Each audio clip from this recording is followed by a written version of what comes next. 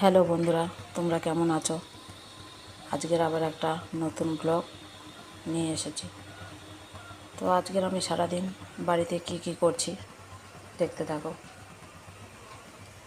তো দেখো, আজকের আমি তালের নদকে গরম করে ফ্রিজে রেখে দিয়েছিলাম। তো সেই তালের নদ বের করে আবার একটু গরম করে নিচ্ছি, নাহলে নষ্ট হয়ে যাবে। তাই এইভাবে আবার একটু গরম করে একে রেখে দেবো ফ্রিজে।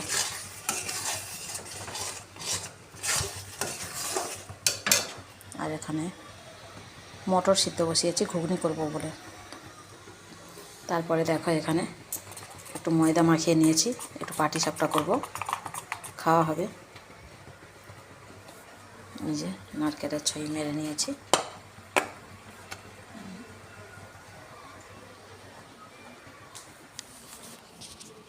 আজকে তো খুব বৃষ্টি হচ্ছে। বৃষ্টিতে দেখতে পাচ্ছ বন্ধুরা, মেঘ দেখো কেমন।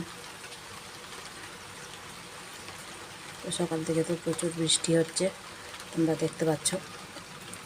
তো বৃষ্টির বাজারে কী হবে, তাই আজকের এগুলো খাওয়া দাওয়ার ব্যবস্থা করছি। তোমরাও কে কে বৃষ্টির মধ্যে এরকম খেতে ভালোবাসো, একটা লাইক এবং শেয়ার দিয়ে জানো।